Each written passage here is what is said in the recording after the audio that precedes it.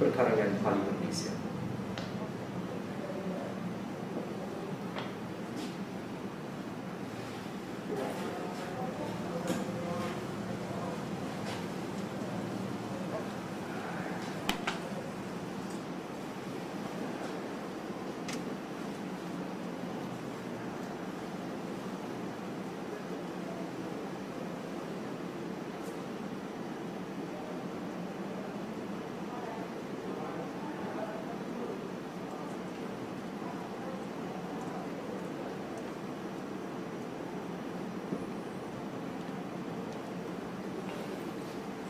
Saudara keberangkatan tiba Seri Paduka Baginda yang di-Pertuan Agong Sultan Abdullah bin Ayatullah Mustafa bin Shah dan Tuan Agong Raja Sedapur tiba di perkarangan Istana Negara.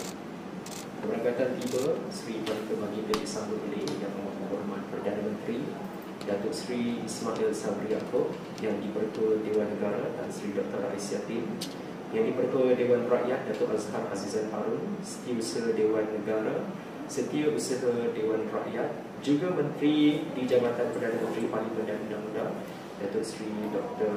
Wan Junaidi Abdul Jaafar. Lagu negara.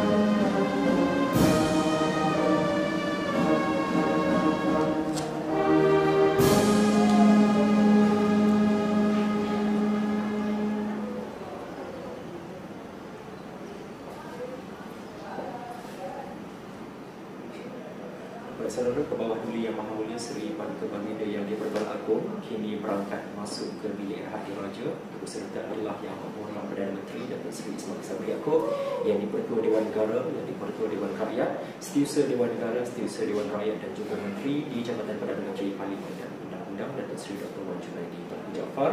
Kami masih lagi bersiaran secara langsung untuk membawakan kepada Hendak Istiadat pembukaan penggaul keempat Parlimen yang ke-14. Saya bersama dengan Profesor Datuk Dr. Syamhari Abdul Aziz masih bersama dengan kami. Terima kasih Prof. Datuk. Tadi sebelum kita umumkan keberangkatan tiba Seri Paduka Baginda, kita bercakap berkenaan dengan demokrasi berparlimen dan juga raja perlembagaan di Malaysia. Tapi di apa yang diamalkan di Malaysia sama sekali berbeza dengan raja perlembagaan dengan sistem monarki yang diamalkan di beberapa negara seperti Brunei Darussalam dan juga Arab Saudi. Apa perbezaan sedikitlah yang boleh kita kongsikan kepada para penonton?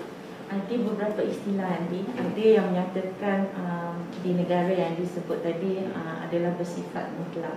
Ya.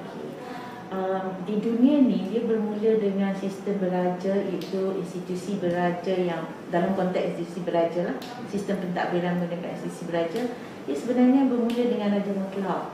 Sama ada di England sekalipun, kalau ikutkan sejarahnya lah, jadi bermula dengan raja mutlak. Maknanya pemilik kedaulatan atau hak untuk mentadbir negara itu ataupun memerintah negara itu adalah dimiliki oleh institusi beraja. Terutamanya selepas Perang Dunia Kedua, berlakunya perubahan yang lebih kepada menonjolkan Perang Dunia Pertama dan Perang Dunia Kedua lah, dan menonjolkan raja yang berasaskan kepada perlembagaan yang dikaitkan dengan constitutional monarchy. Dan ada juga perkembangan selepas itu menggunakan istilah raja dalam demokrasi berparlimen. Jadi sekarang ini ada 3 istilah kan. Satu, raja mutlak tadi, atau yang ini dikaitkan dengan kebangsawanan, dengan feudal dan sebagainya, dan kuasa mutlak pada raja tu. Yang keduanya, raja berperlembagaan. Raja berperlembagaan ini adalah sistem beraja yang meletakkan garis seperti yang kita cerita tadi ya, limitasi-limitasi yang diperuntukkan dalam perlembagaan. Dan satu lagi, satu perkembangan terbaru juga di bawah kategori raja berperlembagaan, tetapi dia lebih kepada raja yang disahkan tindakannya oleh parlimen. Maknanya kita panggil dekat situ, kalau dalam istilah undang-undang perlembagaan, kita panggil raja dalam demokrasi berparlimen. Jadi ada sikit berbeza. Kalau kata dalam demokrasi berparlimen ni, raja tu lebih bersifat simbol. Lebih bersifat simbol, maknanya semuanya ditentukan oleh parlimen. Ini biasanya berlaku di mana negara yang mempunyai parlimen has the sovereign authority, yang paling tinggi. Macam kita berlembaga.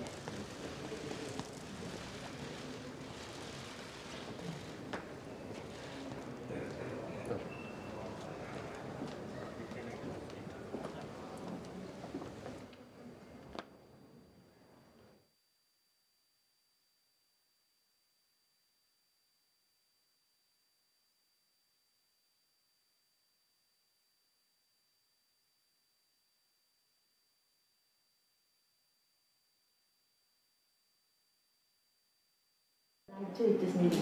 Kerana apa? Kerana baginda raja dan di kuasa-kuasa yang tertentu yang sebenarnya akan diterima dan disedari oleh masyarakat apabila sebuah negara telus dalam perlembagaan. Terima kasih Prof. Datuk. Saudara, ketika ini Perdana Menteri dan Menteri di Jawatan Perdana Menteri Parlimen dan Undang-Undang sudah pun meninggalkan bilik Rehat Diraja dan berada di Dewan Rakyat. Ini sekaligus memberi isyarat awal bahawa istiadat pembukaan penggal keempat Parlimen yang ke-14 akan bermula. Istiadat kali ini untuk makluman anda diadakan ringkas dalam suasana normal baharu selari ketetapan yang dibuat oleh Majlis Keselamatan Negara bagi mengekang risiko penularan COVID-19. Prof, bila bercakap tentang Perdana Menteri ini tidak dapat tidak saya perlu tanya juga soalan ini kerana menjadi tumpuan dan hangat dikatakan oleh masyarakat berkaitan dengan usul undi percaya kepada Perdana Menteri. Pada 18 Ogos lalu, kalau kita boleh imbas kembali, yang di-Pertuan Agong melalui satu pernyataan dikeluarkan Istana Negara menyatakan supaya sesiapa jua yang dilantik menjadi Perdana Menteri hendaklah membentangkan undi percaya di Dewan Rakyat dengan kadar segera. Saya tertarik dengan kenyataan yang dibuat oleh Prof. Datuk dalam satu akhbar baru-baru ini yang menyatakan bahawa sekiranya Tuanku menitahkan untuk diadakan undi percaya, ia bagi tujuan mengukuhkan kedudukan seorang Perdana Menteri atau sesebuah kerajaan, apatah lagi yang bukan pilihan raya. Ia bukan untuk memberi pengesahan kepada perkenan diberikan yang di Pertuan Agong. Maknanya Prof. Datuk, usul undi percaya untuk memperkukuh kedudukan PM dan kerajaan boleh, tapi bukan untuk mengesahkan. Perlu kita faham perbezaan antara mengesahkan ataupun mengabsahkan dengan memperkukuh kedudukan itu. Okey, pertama saya nak relate baliklah, nak bawa balik kepada kuasa melantik Perdana Menteri. Kalau kita ikut, saya fikir rakyat Malaysia dah hafal dah, perkara 43 dalam pasal 2 perenggan A ya. Dia adalah menyatakan bahawa itu adalah kuasa berbicara baginda, pada khidmat baginda boleh menentukan siapa yang punya kepercayaan majoriti. Jadi baginda telah dapatkan SD, dapatkan pengakuan secara individu dan baginda telah menetapkan. Jadi dilantik seorang Perdana Menteri dan mengangkat sumpah mengikut perkara 45 dalam pasal 6 dibaca dengan jadual ke-6 Perlembagaan Persekutuan. Maka bila ada sumpah jawatan, jabatan astia, sumpah simpan rahsia dan diwartakan, dipinda akta-akta fungsi menteri dan sebagainya. Ada negara di Singapura, bila saya sebut tentang raja dalam demokrasi berparlimen tadi, ada negara yang memastikan tindakan yang dibuat oleh raja itu perlulah disahkan oleh parlimen. Tapi perlembagaan kita tidak menyatakan sedemikian, tidak menyatakan bahawa tindakan di Pertuan Agong perlu disahkan di parlimen. Dan apa? Sebab kita mengamalkan raja berperlembagaan, bukan raja dalam demokrasi berparlimen. Jadi sebahagian daripada, walaupun sebahagian daripada raja berperlembagaan. Jadi badan yang menentukan ialah Agong. Maknanya institusi yang di Pertuan Agong menentukan keabsahan tersebut. Jadi di sini kalau nak buat undi percaya pun tidak mengapa. Sebab ia adalah satu pendekatan untuk menjadikan apa orang panggil adat itu kan. Adat tu, tapi adat itu tidak mengikat. Sebelum ini pun saya sebut. Satu lagi saya nak bezakan sebab sebelum ni ada kita orang menyatakan bahawa betul telah dibuat semasa Tun Hussein On dan semasa Tun Abdullah Badawi kan, pernah dibuat. Tetapi dekat situ dia tidak melibatkan khidmat baginda yang menentukan siapa yang punya kepercayaan otoriti semua. Jadi masa tu mungkin isu pun belum dikenali oleh masyarakat kan. Jadi sekarang kita belajar tentang apa yang ada dalam undang-undang kita. Jadi dalam adat perlembagaan pun kita terpaksa belajar juga sebab ia adalah sebahagian daripada perkara-perkara kita perlu berikan perhatian. Jadi kalau Perdana Menteri mahu masukkan usul undi percaya tu boleh, tapi bukan untuk mengesahkan tindakan yang di Pertuan Agong. Kita kira sah dalam tindakan tersebut ya. Jadi saya agak konsisten untuk menyatakan bahawa raja berperlembagaan di negara kita ini tidak perlu disahkan. Apa jika tindakan baginda tidak perlu disahkan oleh Parlimen. Ini adalah sebenarnya kuasa yang almarhum duli-duli tuanku kita dulu yang mahukan ia dikekalkan begitu dalam perlembagaan kita, supaya sebenarnya ini saya nak cerita juga dengan para penonton.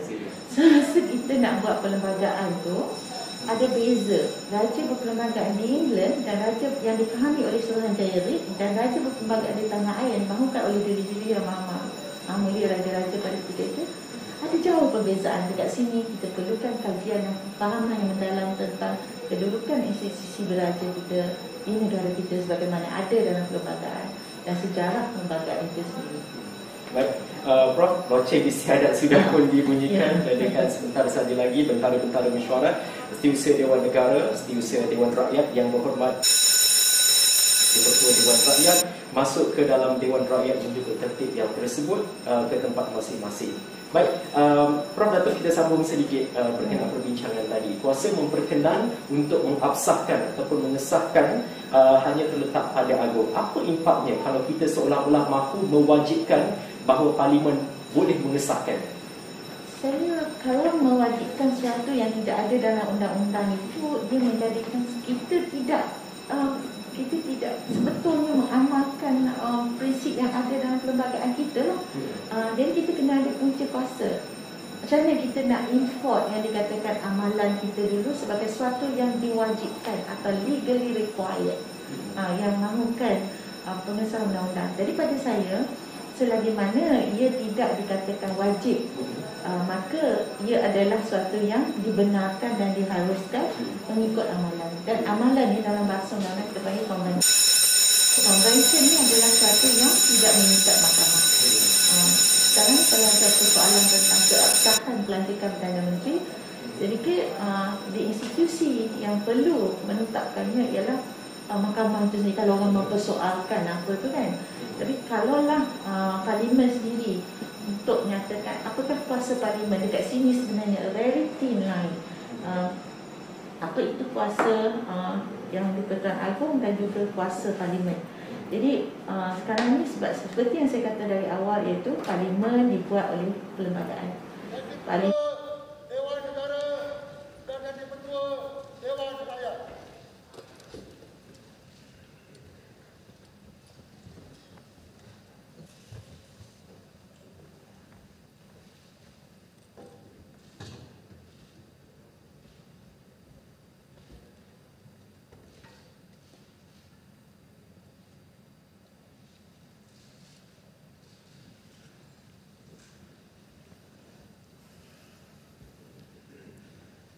Doa. Bismillahirrahmanirrahim.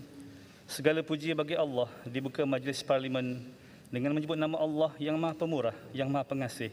Kepadanya terpulang segala puji-pujian, kepada Rasul-Rasulnya salawat salam kehormatan, kepada sekalian orang yang taatkan Allah.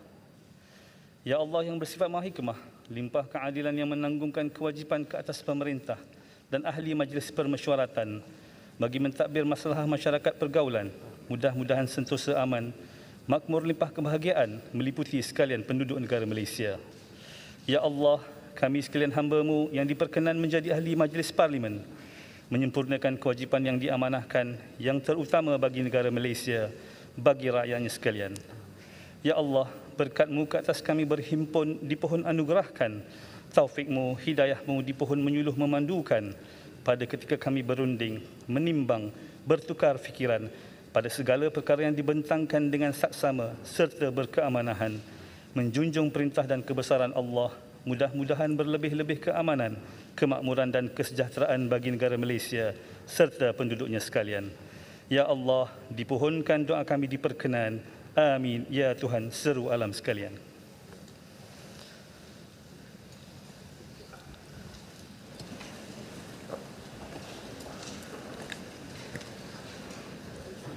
Ahli-ahli yang berhormat, persidangan Parlimen yang ke-14 penggal ke-4 yang diadakan bersama di antara Dewan Negara dan Dewan Rakyat sekarang berlangsung.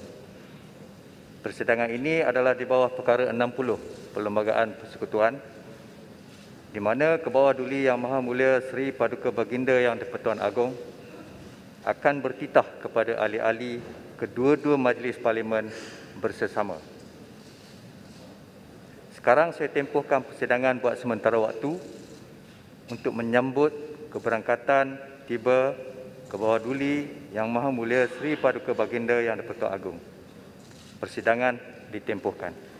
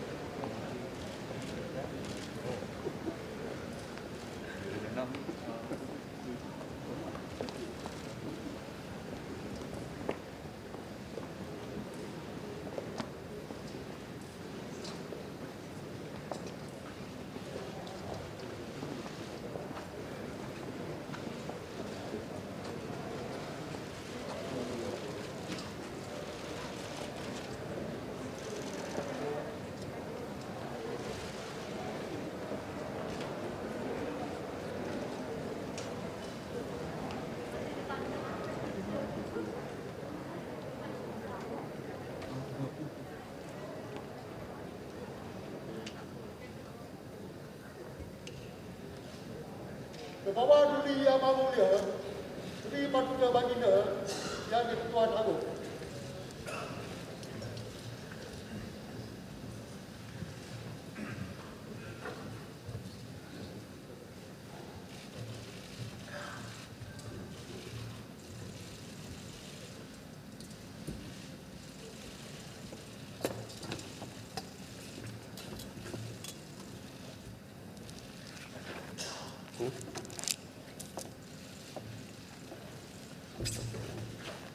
Tuan Yang di-Pertua Dewan Rakyat, Tuan Yang di-Pertua Dewan Negara dan ahli-ahli yang berhormat sekalian, sila duduk.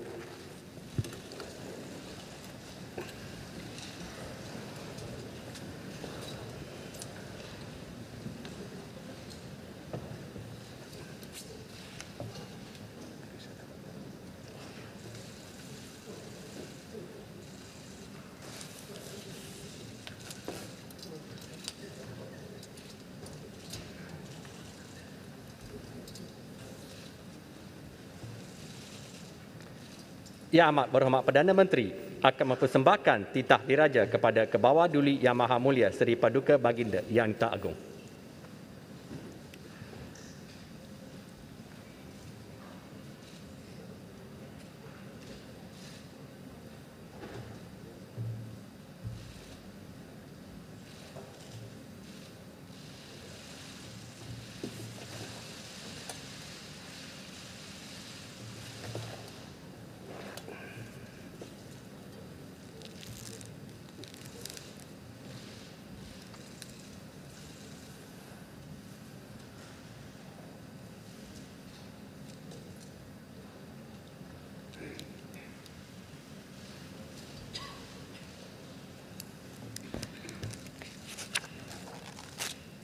Bismillahirrahmanirrahim. Assalamualaikum warahmatullahi wabarakatuh. Alhamdulillahirabbil alamin wassalatu wassalamu asyrafil anbiya wa mursalin wa ala alihi wasahbihi ajmain. Yang di-Pertua Dewan Negara, Yang di-Pertua Dewan Rakyat, ahli-ahli Dewan Negara dan ahli-ahli Dewan Rakyat yang berhormati sekalian. Segala pujian kehadrat Allah Subhanahu Wa Taala yang Maha Berkuasa atas setiap-tiap sesuatu. Dialah yang berkuasa memuliakan sesiapa yang Dia kehendaki dan menghina siapa yang dikehendaki. Selawat serta salam ke atas junjungan besar Nabi Muhammad sallallahu alaihi wasallam, ahli keluarga serta para sahabat baginda. Alhamdulillah, syukur beta kehadrat Allah Subhanahu Wa Taala kerana dengan kekuasaannya jua telah mengizinkan berlangsungnya istiadat pembukaan penggal ke-14 Parlimen ke-14 pada hari yang penuh bermakna ini. Istiadat pada pagi yang mulia ini berlangsung dalam suasana negara masih lagi berhadapan dengan pandemik COVID-19. Namun istiadat pembukaan persidangan penggal keempat ini jelas membuktikan bahawa amalan demokrasi berparlimen masih lagi subur berakar di negara yang tercinta ini.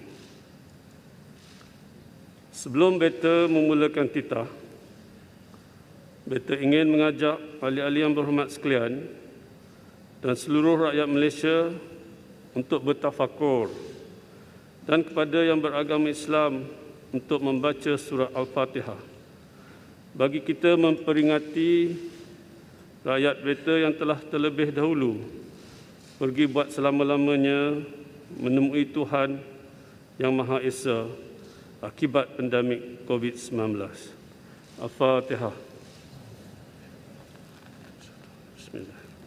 Alhamdulillah. Ya, okay.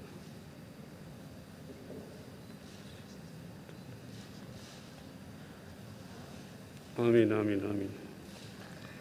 Ahli-ahli yang berhormat sekalian, pada 16 Ogos yang lalu, buat kali kedua dalam tempoh pemerintahan beta, negara telah sekali lagi menyaksikan perletakan jawatan Perdana Menteri Malaysia. Pada kesempatan ini, beta ingin menzahirkan penghargaan kepada Yang Berhormat Tan Sri Datuk Haji Mahyadin bin Haji Muhammad Yassin, Perdana Menteri Malaysia yang ke-8 dan barisan ahli jemaah menteri yang telah menerajui pentadbiran negara mengharungi cabaran pandemik COVID-19 yang getir.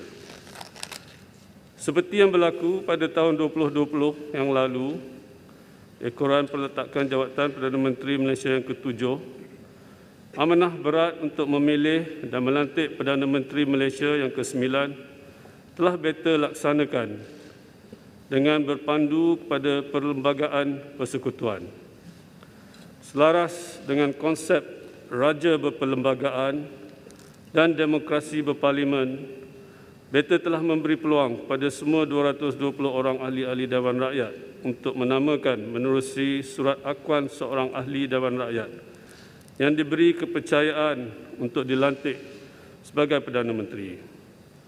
Menerusi surat-surat akuan tersebut, beta mendapati seramai 114 ahli Dewan Rakyat telah memberi kepercayaan kepada Yang Amat Berhormat Datuk Seri Ismail Sabri Yaakob, Ahli Parlimen Bera.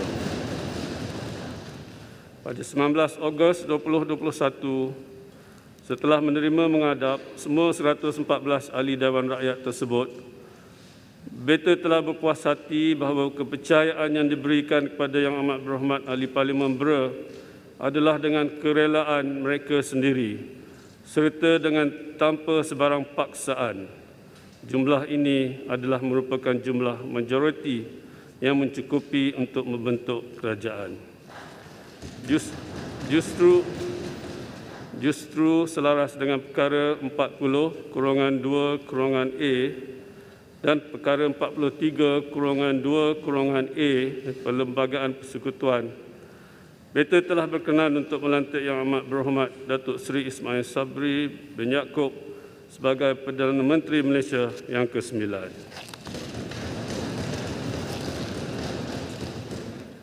Ahli-ahli yang berhormat sekalian, kerajaan yang baru dibentuk ini hendaklah segera melipat gandakan usaha untuk memerangi pandemik COVID-19 dan membawa negara serta rakyat beta keluar dari ancaman pandemik ini. Menerusi amalan budaya kerja berprestasi tinggi dan tumpuan untuk mencapai sasaran jangka pendek dan panjang, beta percaya kerajaan ini mampu membuktikan pencapaian awalnya dalam tempoh 100 hari pertama. Melangkah ke hadapan, beta ingin menasihatkan kepada semua pihak untuk mengamalkan demokrasi bermusyawarah dalam mencari penyelesaian kepada apa jua permasalahan. Justru beta menyambut baik keterbukaan kerajaan dengan memberi peluang kepada pelbagai pihak termasuk ahli parlimen untuk melibatkan diri dalam tadbir urus negara. Di sini beta turut menyambut baik dan amat menghargai usaha-usaha ke arah merealisasikan pendekatan baharu kerjasama duipartisan antara semua pihak yang bakal membentuk lanskap politik baharu dan membawa perubahan dalam sistem pentadbiran negara. Kematangan seperti inilah yang didambakan oleh seluruh rakyat Beta. Ambillah nasihat pepatah Melayu lama yang berbunyi, biduk lalu kiambang bertaut. Sesungguhnya yang menang tidak menang semua dan yang kalah tidak kalah semua. Hanya menerusi perpaduan, kesepakatan dan kebersamaan yang erat bagaikan sebuah keluarga Malaysia sahajalah kita akan dapat mengharungi pelbagai cabaran dan dugaan yang bakal ditempuh.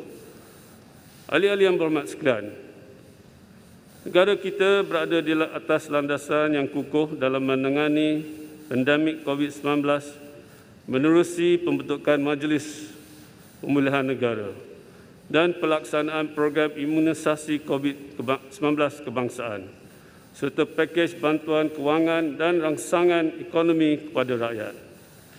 Beta amat menghargai segala usaha berterusan kerajaan dalam melaksanakan pelbagai strategi bagi menangani pandemik COVID-19 serta impaknya terhadap aspek ekonomi, aspek sosial dan kesejahteraan rakyat. Manakala peratus kes sembuh COVID-19 di negara kita adalah tinggi dan majoriti kes baru pula adalah tergolong dalam kategori 1 dan 2. Malahan, negara kita adalah antara negara dengan kadar vaksinasi terpantas di dunia. Pencapaian tersebut sudah pasti merupakan hasil daripada kejayaan program imunisasi COVID-19 kebangsaan dan program imunisasi industri COVID-19 kerjasama awam swasta. Kini, hampir 75% pekerja sektor pembuatan yang berdaftar dengan program imunisasi industri telah menerima vaksinasi lengkap dan telah membantu meningkatkan produktiviti di sektor pengilangan dan pembuatan. Di sebalik kejayaan ini, Beta menyuruh supaya kita jangan cepat terleka dan berpuas hati. Usaha hendaklah diteruskan bagi mengekang penularan jangkitan terutamanya dengan kemunculan pelbagai varian baru. Kerajaan hendaklah terus berusaha untuk menurunkan kes jangkitan harian COVID-19 dan mencapai imuniti kelompok dengan seberapa segera. Menyedari hakikat tersebut, strategi whole of society effort perlu dipergiatkan dengan naratif komunikasi yang berkesan. Beta mengalu-alukan usaha kerajaan dalam memperkasa Agenda Nasional Malaysia Sihat dalam mendidik keluarga Malaysia untuk hidup bersama virus ini. Menerusi pendekatan ini, rakyat akan berasa yakin untuk menerima dan menyesuaikan diri dengan senario COVID-19 sebagai endemik yang bersifat kekal dan menjadi sebahagian daripada kehidupan kita. Dalam kita menerima COVID-19 sebagai sebahagian daripada kehidupan, seluruh rakyat hendaklah sedar akan bahayanya virus ini, khususnya varian baru dan juga kemungkinan munculnya pelbagai varian lain di masa akan hadapan. Justru rakyat masih lagi perlu untuk sentiasa menjaga kesihatan diri, mengambil langkah berjaga-jaga dan kekal berdisiplin mematuhi prosedur operasi standard pada sebilang masa. Lebih utama, rakyat hendaklah menentukan diri mereka divaksinasikan. Kerajaan juga hendaklah memperkemaskan dasar berhubung kemasukan dan pemberian visa kepada warga asing agar penularan varian baru dapat dikawal. Dan pada masa yang sama, kawalan sempadan negara perlu sebilang masa diketatkan bagi membendung kemasukan pendatang asing tanpa izin. Ahli-ahli yang berhormat sekalian, kerajaan telah melaksanakan pelbagai pakej rangsangan dan pemulihan ekonomi demi kesejahteraan rakyat yang bernilai RM530 bilion. Di samping itu, belanjawan bagi tahun 2021 adalah belanjawan terbesar dengan peruntukan sebanyak RM322.5 bilion. Beta menyambut baik komitmen kerajaan dalam memacu pertumbuhan prestasi ekonomi negara agar lebih lestari, lebih mampan dan berdaya saing, khususnya dalam pengukuhan sektor perdagangan dan pelaburan. Daripada keseluruhan 107 bilion ringgit pelaburan yang diluluskan, kerajaan telah memperoleh hampir 40 bilion ringgit nilai pelaburan dari 3 misi perdagangan dan pelaburan bagi tempoh 6 bulan pertama tahun 2021. Selain itu, jumlah dagangan negara telah mencapai 1 trilion ringgit dalam tempoh 6 bulan pertama pada tahun ini. Pencapaian pelaburan negara bagi kesemua sektor ekonomi juga telah meningkat hampir 70%.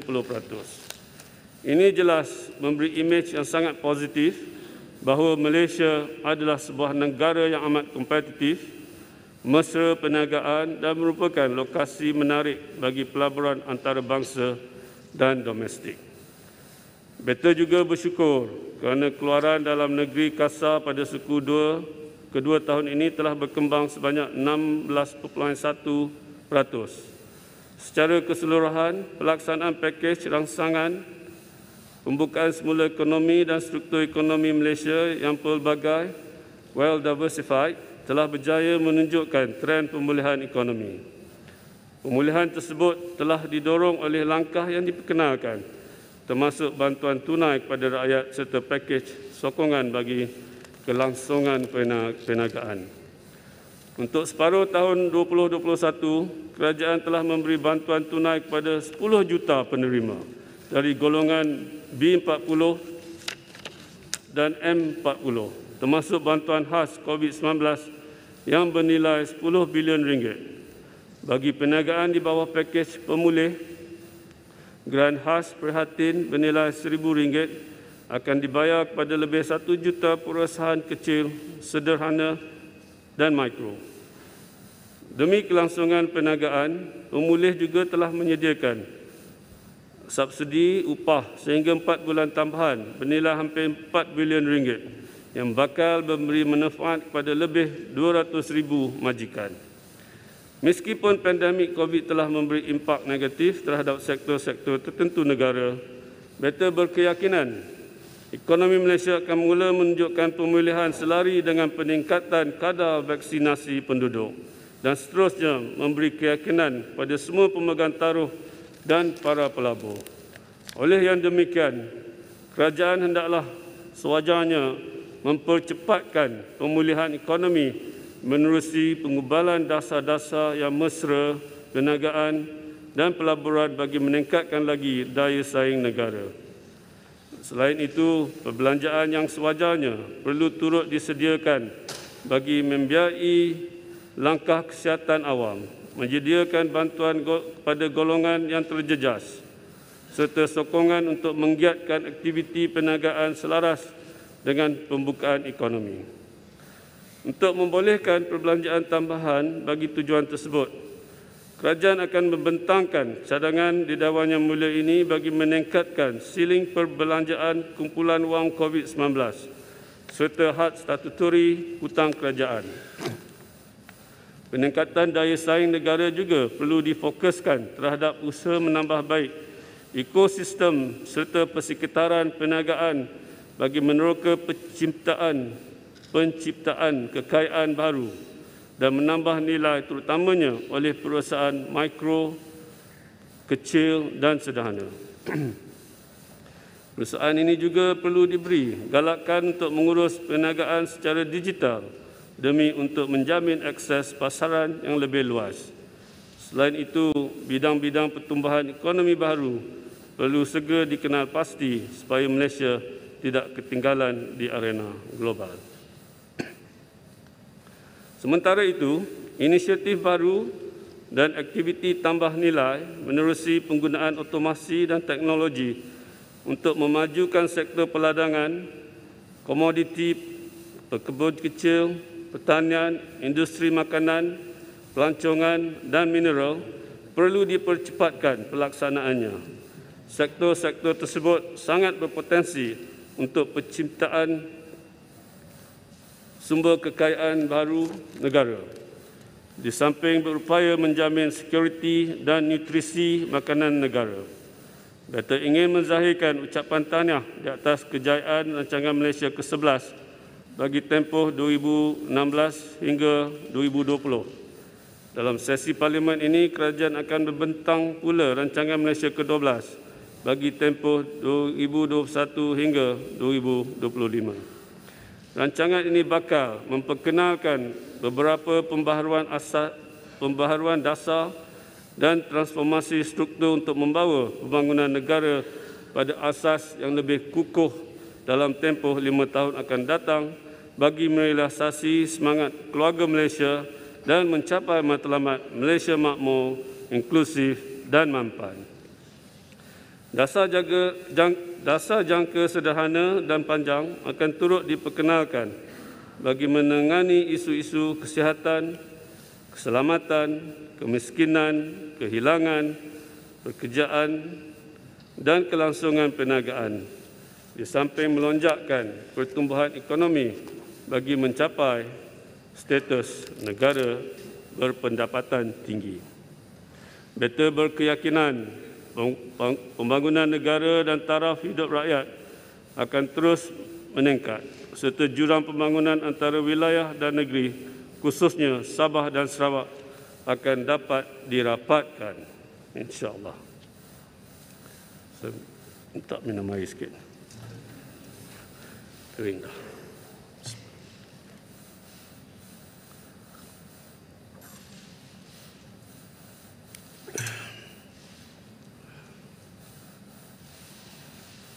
Ahli-ahli yang berhormat sekalian, sesungguhnya beta amat prihatin dengan nasib rakyat beta yang telah terkesan ekoran daripada pelaksanaan pelbagai langkah-langkah tertentu oleh kerajaan dalam usaha untuk membendung pandemik COVID-19. Di sini, beta menyeru kepada ahli-ahli yang berhormat dan semua agensi kerajaan yang berkaitan untuk bertindak lebih proaktif dengan turun padang untuk meninjau dan menyelami isu-isu rakyat dari dekat serta memantau pencapaian program-program yang telah diumumkan.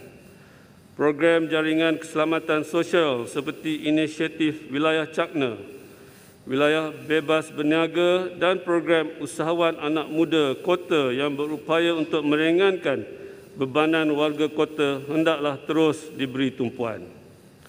Pada masa yang sama, program pembangunan luar bandar hendaklah terus ditingkatkan dan diperkasakan. Dan ketika ini sejumlah 7.6 juta warga negara adalah merupakan penduduk luar bandar, termasuklah 198,015 orang penduduk orang asli. Kerajaan hendaklah menentukan plan strategik pembangunan luar bandar dalam rancangan Malaysia ke-12 yang meliputi infrastruktur, ekonomi, keusahawanan, modal insan dan sistem penyampaian dapat dilaksanakan bagi meningkatkan taraf hidup masyarakat luar bandar. Inisiatif untuk membantu masyarakat luar bandar dalam menghadapi pandemik COVID-19 juga wajar diteruskan bagi meringankan bebanan mereka. Kerajaan juga hendaklah memberi tumpuan dalam penyediaan infrastruktur perkhidmatan jalur lebar ke seluruh negara bagi pembentukan ekosistem digital yang lebih baik. Usaha ini kelak bakal mendorong transformasi sistem penyampaian kerajaan, membantu pertumbuhan ekonomi serta meningkat keupayaan perniagaan perusahaan kecil dan sederhana. Persekitaran mesra digital serta penggunaan otomasi dan teknologi tinggi boleh menjadi pemangkin kepada negara untuk beralih daripada industri berintensifkan buruh kos rendah kepada industri berteknologi tinggi. Di samping itu, ianya boleh memberi peluang pekerjaan kepada rakyat Malaysia dan seterusnya berupaya untuk mengurangkan penggunaan tenaga buruh asing. Walau apa jua cabaran yang dihadapi, bidang pendidikan tidak boleh dilupakan sama sekali. Pendidikan yang mencakupi pelbagai bidang ilmu hendaklah sentiasa diterokai, terutamanya pendidikan sains dan teknologi.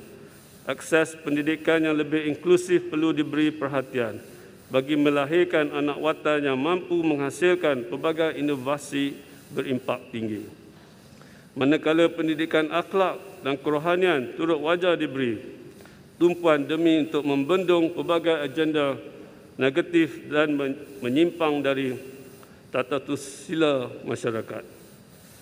Pendidikan pasca pandemik COVID-19 memerlukan rancangan jangka masa panjang yang mampan dan telus serta bersifat holistik dan komprehensif. Formula plan pendidikan pasca pandemik yang tuntas memerlukan penlibatan dan kerjasama dari semua pemegang taruh merentasi politik, ideologi dan kepakaran. Aspek pertahanan dan keselamatan termasuk keselamatan cyber turut berkait rapat dengan kesejahteraan rakyat beta. Agensi-agensi yang bertanggungjawab terhadap pertahanan dan keselamatan negara hendaklah sentiasa bersiap siaga pada sebilang masa dan terus meningkatkan keupayaan masing-masing. Sebarang bentuk tindakan yang cuba mencabar kedaulatan negara hendaklah segera ditangani agar Malaysia kekal sebagai sebuah negara yang aman lagi berdaulat. Beta turut menyokong peranan aktif Malaysia serta pendekatan pragmatik yang diambil oleh kerajaan dalam bidang diplomasi yang akhirnya telah meningkatkan imej dan reputasi negara di pesada antarabangsa. Ini dapat dilihat menerusi pelbagai bantuan vaksin yang telah diterima daripada negara-negara lain. Justru, beta ingin menzahirkan ucapan terima kasih kepada kerajaan United Kingdom, Amerika Syarikat, Jepun, Arab Saudi, Republik Rakyat China dan Emirat Arab Bersatu atas sumbangan vaksin tersebut. Beta juga menyambut baik langkah kerajaan dalam menggalakkan amalan takbir urus yang baik berteraskan integriti. Menerusi amalan ini, sebuah sistem pemerintahan dan pentadbiran yang berintegriti, telus dan cekap akan menjadi kenyataan. Oleh yang demikian, adalah amat bertepatan bagi Pelan Anti Rasuah Nasional dan Pelan Anti Rasuah Organisasi untuk terus didokong bagi mencapai aspirasi rakyat beta untuk hidup dalam sebuah negara yang bebas rasuah dan bebas dan berintegriti. Ahli-ahli yang berhormat, beta bersyukur kehadrat Allah Subhanahu Wa Taala kerana negara bertuah ini telah dilimpahkan rahmat, keamanan dan keharmonian yang berkekalan. Hasilnya, rakyat beta dari berbilang bangsa, budaya dan agama dapat hidup dengan penuh kemakmuran dan bekerja bersama-sama untuk kemajuan negara.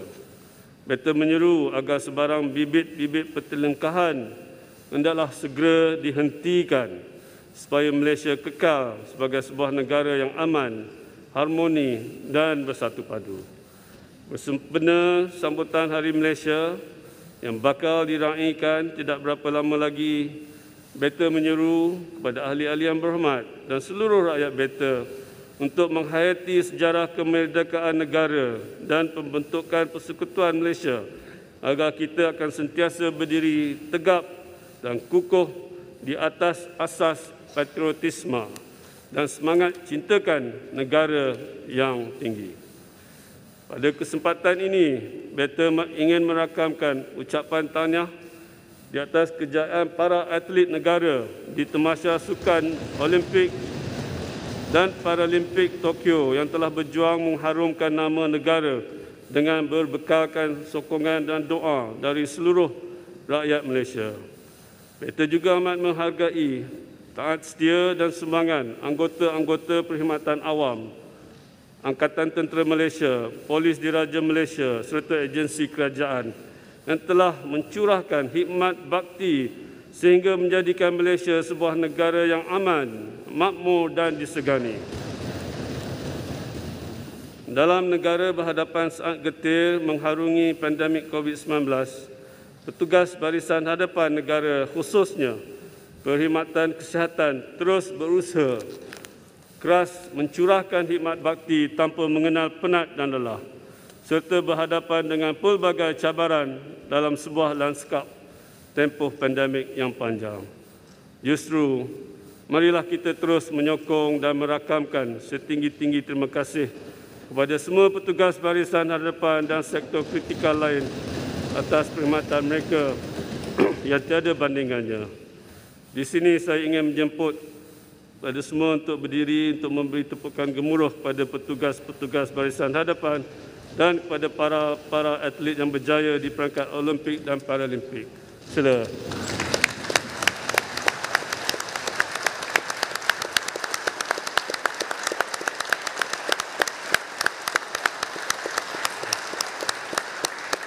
Terima kasih.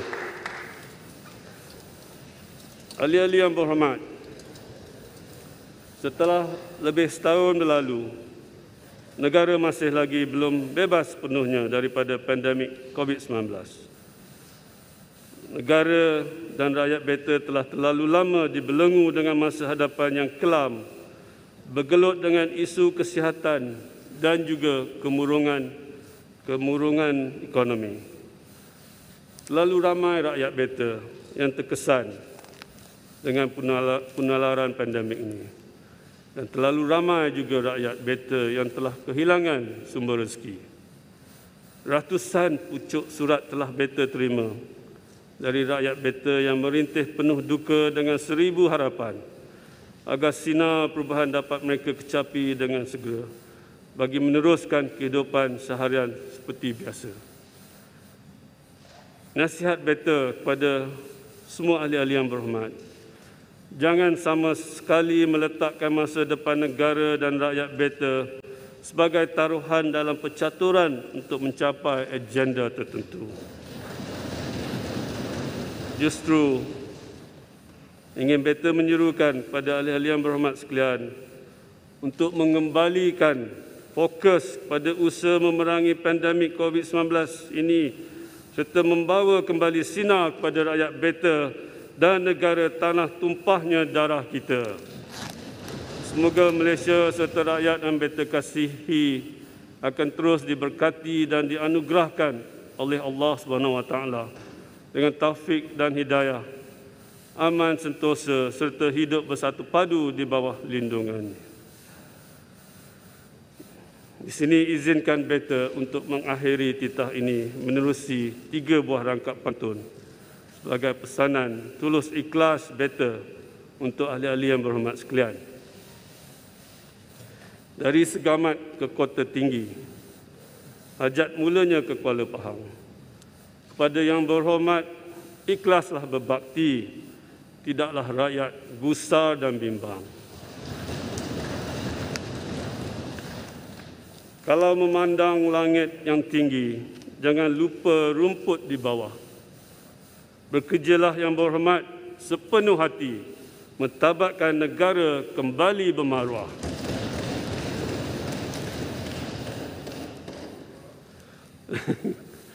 Tak boleh jawab. Rempah halia digaul di uli, buat ramuan nasi kebuli, sumpah setia ketaatan diberi, pertahankan negara dan ibu pertiwi. Sekian, selamat bersidang, mudah-mudahan kita semua diberkati Allah SWT. Sekian, wabillahi taufiq wal hidayah. Wassalamualaikum warahmatullahi wabarakatuh.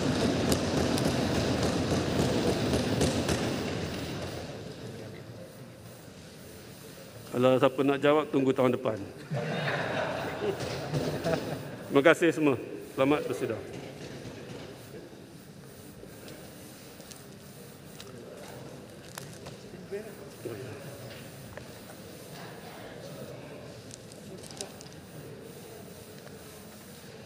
Dijemput Sahibul Samaha, Mufti Wilayah Persekutuan membacakan doa.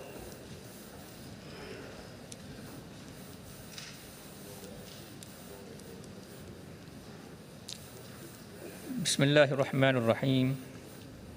Alhamdulillahi Rabbil Alamin. Hamdan yuwafi ni'amahu wa yukafi'u mazidah. Ya Rabbana lakal hamdu kama yanbaghi li jalali wajhikal karim wa azimi sultanik. Allahumma salli wa sallim ala Sayyidina Muhammad wa ala alihi wa sahbihi ajma'in. Allahumma ya mujibas sa'ilin wa ya arhamar rahimin. Ya Allah, ya Tuhan kami yang Maha Pemurah lagi Maha Penyayang, kami sekalian hamba-Mu berhimpun di Dewan yang mulia pada hari ini sempena istiadat pembukaan penggal keempat Majlis Parlimen ke-14 yang akan dirasmikan oleh Kebawah Duli Maha Mulia Seri Paduka Baginda Yang di-Pertuan Agong Sultan Abdullah Riayatuddin Al-Mustafa Billah Shah Ibni Almarhum Sultan Haji Ahmad Shah Al-Musta'in Billah. Memohon rahmat dan hidayah-Mu semoga diberikan cahaya petunjuk kepada kehidupan kami. Engkau rahmatilah kami semua, berkatilah majlis ini daripada awal hingga akhirnya. Kami berlindung dengan-Mu daripada segala perkara yang boleh mencacat celakan majlis ini. Allahumma ya zal jalal wal ikram. Ya Allah, ya Tuhan kami, restuilah perancangan, perbahasan serta pertimbangan seluruh ahli dewan pada hari ini. Pimpinlah seluruh ahli dewan ke jalan yang benar dalam perjuangan memartabatkan agama, bangsa dan negara. Hindarkanlah seluruh ahli dewan dari segala sifat-sifat keji yang boleh membawa perpecahan dan kebinasaan. Anugerahkanlah seluruh ahli dewan kekuatan dan keupayaan untuk merangka strategi dan dasar-dasar bagi mengukuhkan dan memartabatkan kedudukan Malaysia agar selari dengan syariat-Mu bagi mencapai kecemerlangan dan kesejahteraan hidup dunia dan akhirat. Allahumma ya malikal mulk. Ya Allah, ya Tuhan kami, kami mohon kepadamu ya Allah, peliharakanlah serta lindungilah Kebawah Duli Maha Mulia Seri Paduka Baginda Yang di-Pertuan Agong Sultan Abdullah Riayatuddin Al-Mustafa Billah Shah Ibni Almarhum Sultan Haji Ahmad Shah Al-Musta'in Billah, dan Kebawah Duli Maha Mulia Seri Paduka Baginda Raja Permaisuri Agong Tunku Hajah Azizah Aminah Maimunah Iskandariyah binti Almarhum Al-Mutawakkil ala Allah Sultan Iskandar Al-Haj. Lanjutkan usia baginda dan keadaan sihat dan afiat, kuat iman dan teguh pegangan, serta dilimpahi rahmat dan keberkatan yang berkekalan. Keselamatan dan kesejahteraan juga kami pohonkan ya Allah kepada Kebawah Duli-Duli Yang Maha Mulia Raja-Raja dan Permaisuri-Permaisuri Baginda, serta yang amat mulia paduka-paduka anda, kerabat-kerabat diraja, para pemimpin dan sekalian rakyat jelata. Allahumma ya arhamar rahimin.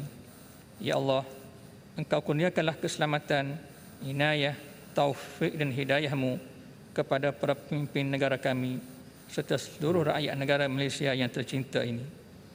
Kuatkanlah semangat dan keazaman kami dalam usaha memajukan agama, bangsa dan negara agar sentiasa disanjung tinggi dan disegani serta mendapat keredaan dan keampunan-Mu sesuai dengan firman-Mu, baldatun tayyibatun wa rabbun ghafur.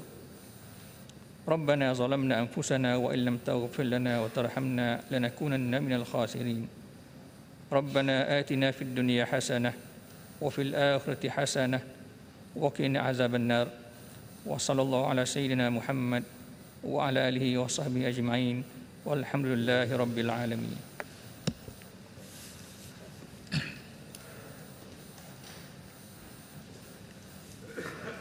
Ahli-ahli yang berhormat semua, persidangan parlimen ditangguhkan sekarang.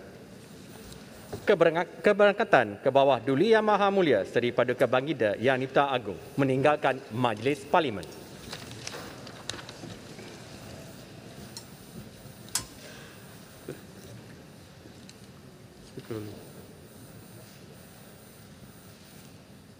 Speaker order.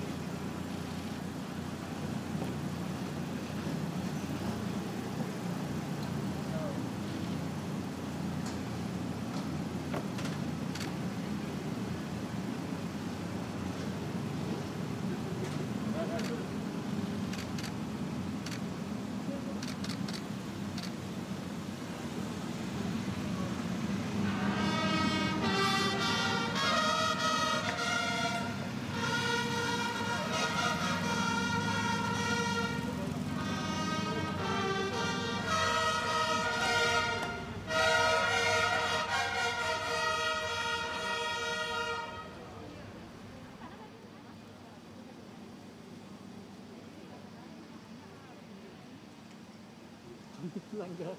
Dengar.